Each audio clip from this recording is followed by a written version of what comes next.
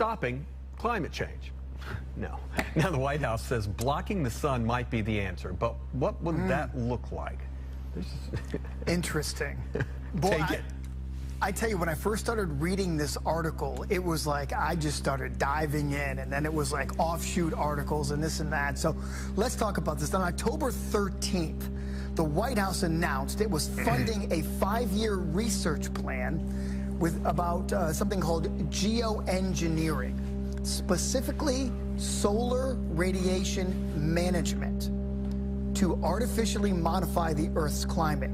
This comes off some studies back in the 1800s. Bear with me here. In 1816, in April, the Tambora volcano erupted in Indonesia with such force that it resulted in something called the year without the summer. I'm not sure if you've ever heard that term before. No, I haven't. Back in 1816, the year without a summer, because after that volcanic eruption, the temperature of the Earth dropped 5.4 degrees. Okay? Yeah, there was a lot of loss of life, there was a lot of loss of crops and everything. But moving forward, what scientists did, they started to measure this and they said, wait a minute. So the particulates and the aerosols from volcanoes actually blotted out the sun. So that's where this study is coming from. What they want to do is basically block out the sun by spraying aerosols into the stratosphere to reflect sunlight, just as, say, a volcano would do if a volcano was to erupt violently. So the United Nations is on board. They've recognized the potential of this, but there are so many critics that also say, wait a minute, time out. You could cause even more of a problem by experimenting with this. Seems like you got a question. Go ahead. No, my question is, how do you study this without doing it?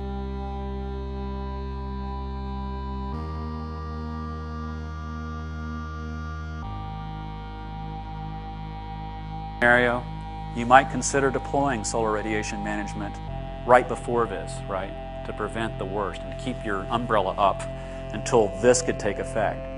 But this implies research and risk assessment we haven't done yet, right? Because this is not safe to do yet. We're not ready to do this. So geoengineering is definitely risky. It's problematic for the reasons we talked about, but rightly or wrongly, it's increasingly likely that someone, somewhere, somehow will try it. We're already starting to see the field experiments. So geoengineering is definitely risky. It's problematic for the reasons we talked about, but rightly or wrongly, it's increasingly likely that someone, somewhere, somehow will try it. We're already starting to see the field experiments. So here's the way, they didn't go too much into the article about this except for this. Here's what's going to happen. They'll start in a laboratory, obviously a laboratory. Sulfur dioxide, other particulates, things that come out of volcanoes. They're going to take those and they're going to try to find a way to block some of the sunlight out, and push it back out into space. Once they can do that in a controlled laboratory, I would expect them to try it somewhere on this Earth away from everybody, just to kind of see what it's doing to the reflectivity of the sunshine. To be honest with you though, here are some of the potential problems you could have. What if it works and you have a button and you can press these aerosols to come and go? What if you dip the temperatures too low? Things die. What if it intensifies weather events, an unforeseen consequence? There's so many different things. Also, geoengineering, they've shown on studies, it also helps spread diseases. So also, geoengineering, they've shown on studies, it also helps spread diseases. So also, geoengineering, they've shown on studies, it also helps spread diseases. Our next question is Climate One. Welcome. Hello, my name is Patrick Roddy. All the discussion, public discussion about solar radiation management has been about sulfates, whereas the research shows, David Keith's paper, 2010 paper in particular, talks about nanoparticulate aluminum and barium, both which are highly toxic.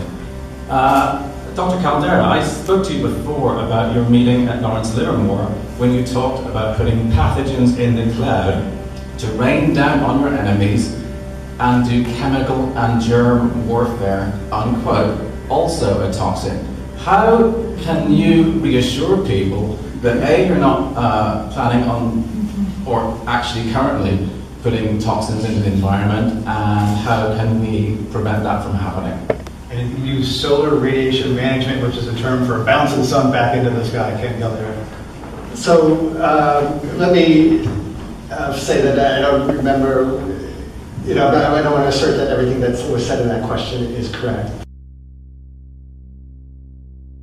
Back when you're at Lawrence Livermore, you're on record as proposing putting pathogens into clouds to reign over enemy territory. That's not true. I have audio. Show me it. Show me it. I can play it to you. I got it on my iPhone. Okay. I used to work at Lawrence Livermore National Lab, and I once participated in a meeting where we all sat around the room and thought about how could we manipulate geophysical systems to use it as a weapon. The meeting was about weaponizing geophysical interventions. That means, could you somehow interfere in Earth functioning in a way that you could use it as a military weapon? Could you change climate? What could you do in terms of manipulating the sort of Earth's physical systems as a weapon? Well, some of the ideas were okay, maybe we could blow up hydrogen bombs, underwater, offshore, and make a tidal wave that would go over a city. And, the result was, well, isn't it easier just to drop the hydrogen bombs on the city? Now you could imagine, though, say putting pathogens in a cloud. Let the cloud, go over somewhere, and then would rain down on your enemy and create, do chemical or germ warfare in this kind of way. Yeah, this is true.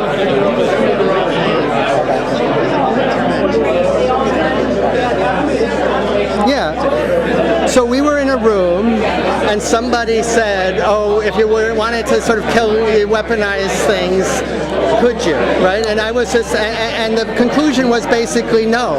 But that's a different thing. I never advocated. Absolutely. So but don't you agree that that would cause pause for people who find you proposing seeding clouds? That in the past you talked about putting pathogens. No, I didn't. First of all, I think you're putting words in my mouth. I just played your words back to you. No, I said I was in a meeting where people brought up the issue of could you weaponize, geophysical systems, and the conclusion was no.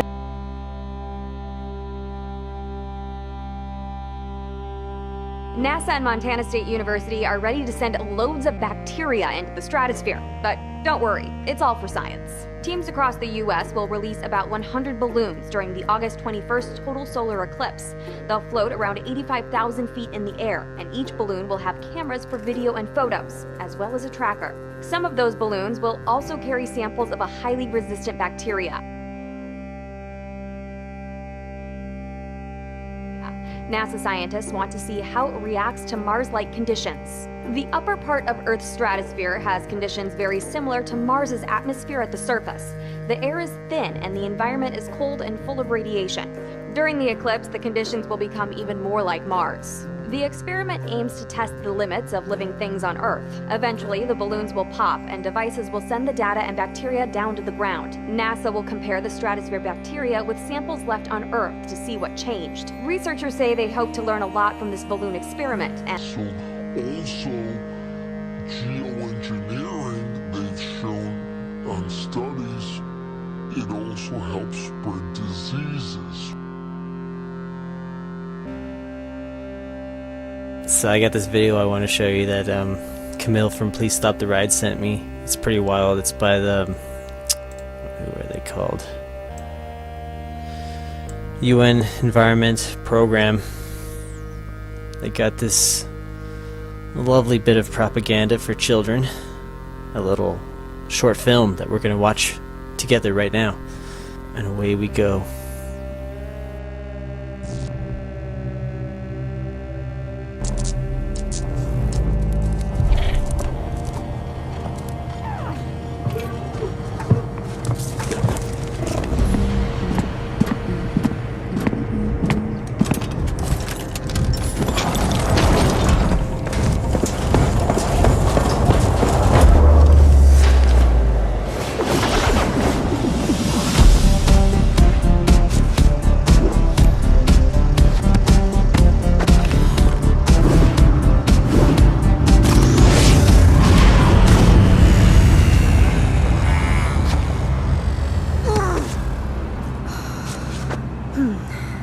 Well, there goes my epic intro.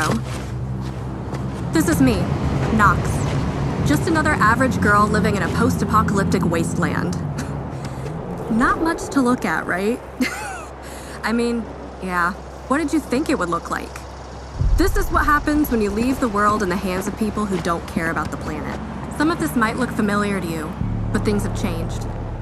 We don't live much older than 20 because of a disease that started spreading many years ago. But that's something before my time. We grew up on stories that it's linked to the smog in the air, but anyone who actually knows the answer is long dead, and we're stuck with the skin disease that we call the grow. We don't know much about it, but what we do know is that the worse it gets, the less time we have. It's the reason all the old people are dead now. It's the reason all the old people are dead now. You must find Sagan. How do you know who I am? Hey, tell me! He needs to help you stop the grow. Who? Sagan? 2055. If this is a joke, then nothing should happen when I press this thing here. No, wait!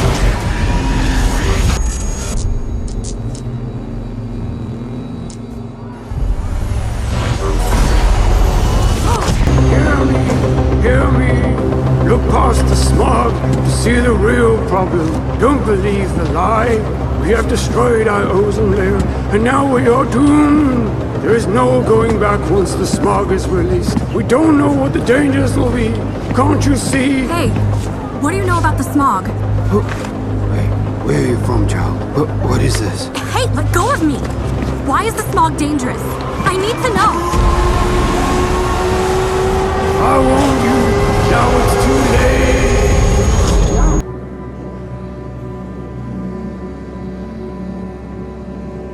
I don't understand. Are you saying you didn't find a way to stop the grow? No. They were trying to save people from the sun. Smog was released everywhere. It must have been to save them from a skin disease. But I think it's what caused us to get this. Well, you could imagine, though, say putting pathogens in a cloud. Let the cloud, go over somewhere and then would rain down on your enemy and create, do chemical or term warfare in this kind of way. It resulted in something called the year without the summer. It also helps spread diseases.